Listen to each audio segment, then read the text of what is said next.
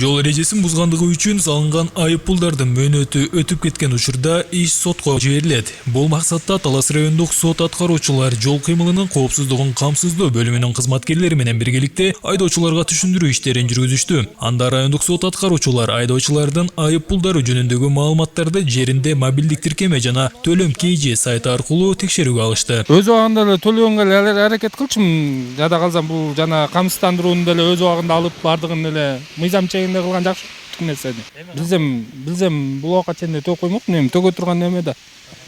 Эртең дагы балким бүрсүгүн төгөм. Өз убагында эле төгүш керек го. Жеңилдиктер да бар экен го эми. Өз убагындачы. Эми 5000 сомду мен 3000 сом менен эле төкмөкмүн.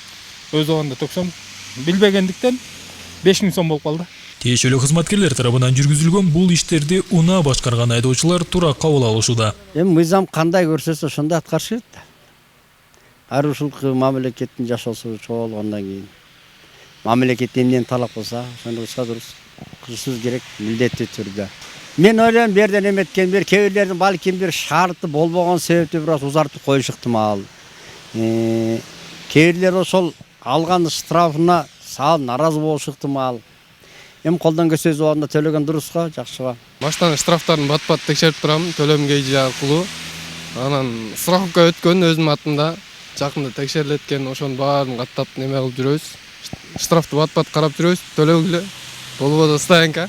Негизи туура эле. Билбегендер бар мисалы. Штрафы көп болуп кеткендер бар. Ошолордун негизи текшерип карап турган оң да. Ошо төлөм KGден кирип, штрафыңарды бат-баттан карап турсаңар болот. Түндүктөн деле чыгат ал штрафтар, М-банктан деле чыгат. Ошол жактан бат-бат текшерип турганга баарына эле сунуштайм. Белгилей кетсек, жол эрежесин бузган айдоочулар 1 ай аралыгында айып пулдарын төлөшү шарт. Эгерде көрсөтүлгөн убакыт аралыгында төлөм жүргүзүлбөсө, иш сот аткаруучуларга өткөрүлөт. Бүгүнкү күндө Талас районунун аймагында сотко өткөн иштердин саны 2000ден ашкан. Сот аткаруучуларга ГАИ кызматкерлери протокол түзгөндөн кийин 1 айлык мөөнөттө айыптын төлөө суммасы ошол 1000 сомго жетет. 1000 сомго жеткенден кийин ГАИ кызматкерлери өздөрүнүн мөөнөтү бар, ошол убакыт өткөндөн кийин бизге жөнөтөт. Сот аткаруу кызмат бөлүмүнө. Бизге түшкөндөн кийин биз аларды иш кылып каттайбыз. Эгерде төлөнбөсө мүлктөрүнө камак салынат. Ошондой эле Кыргыз Республикасынын чегинен чыгуусуна чектөө коюлат.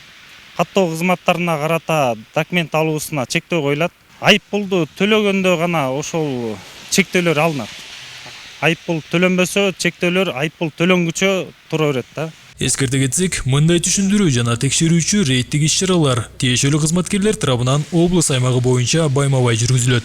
Сеймук Барманов, Мелис Элебесов, Эркинай Жумабекова, Талас району.